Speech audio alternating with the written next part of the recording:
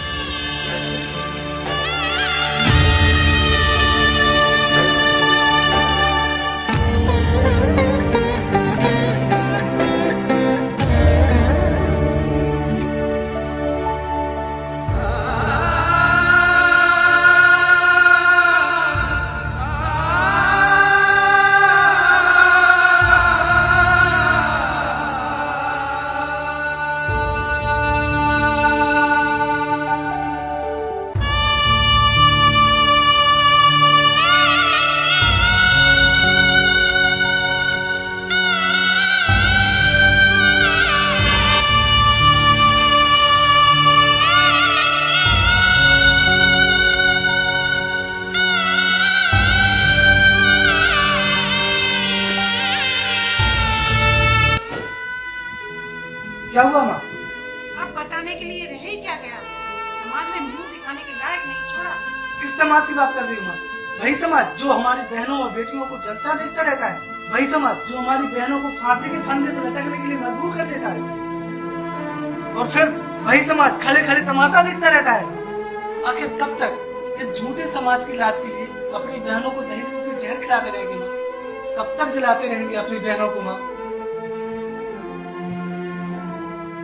और माँ, मेरी भी बहन है, यदि उसे इस दहेज रूपी आग में जलाएगा तो मेरी आत्मा को दुख नहीं होगा क्या?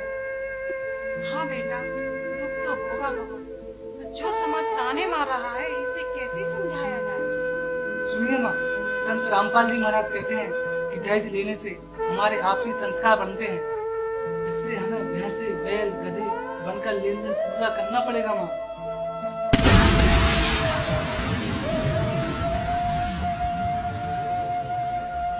तो ये ज्ञान आज इस पृथ्वी पर संत रामपाल जी महाराज बताते हैं। हाँ बेटा, बहू ही दहेज होती है।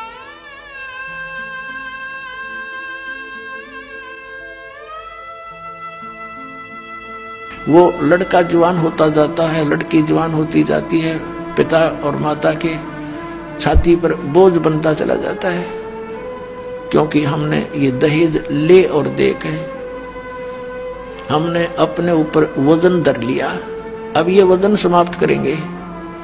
बच्चों का विवाह ऐसे प्यार से करेंगे जैसे सिंपल वे से कति, क्योंकि संस्कार भगवान ने जोड़ रखे हैं। जिस लड़के लड़की का जहाँ संयोग है वहीं होगा, चाहे सर पटक लो कोई, उसमें कोई परिवर्तन नहीं हो सकता। फिर जब भगवान ने ब्याह कर ही रखा है तो हम तो निमित्त बने थोड़ा सा कि हम अपनी पुत्री का विवाह आपके पुत्र से करना चाहते हैं।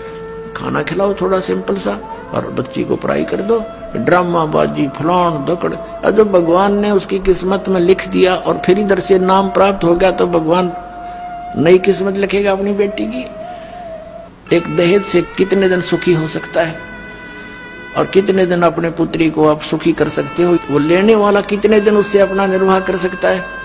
फिर भी अपने हाथों से निर्वाह करेगा और भगवान पर विश्वास करेगा तो जीवन सफर उसका अच्छी तरह पूरा होगा।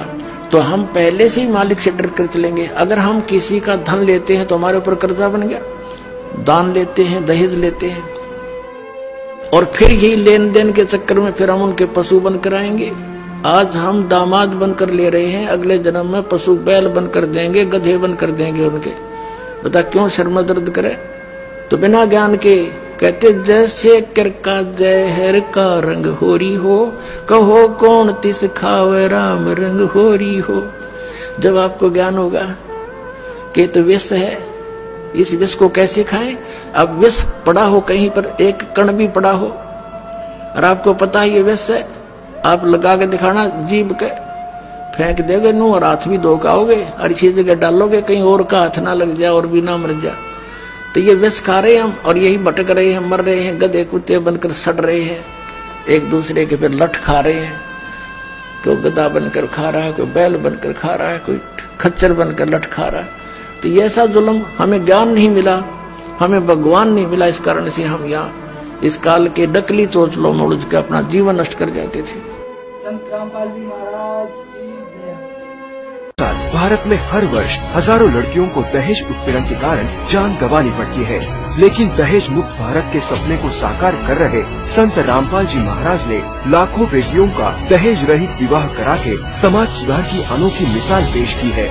यदि आप भी दहेज मुक्त भारत बनाने के सपने को साकार होते हुए देखना चाहते हैं, तो आज ही हमारी वेबसाइट पर जाकर इस अनमोल पुस्तक जीने की राह को निःशुल्क डाउनलोड करें या अपने पुस्तक को निःशुल्क प्राप्त करने के लिए इन नंबर पर अपना पूरा नाम, पता और फोन नंबर SMS करें। सोशल मीडिया पर हमसे जुड़ने के लिए लाइक, सब्सक्राइब और फॉलो जरूर करें।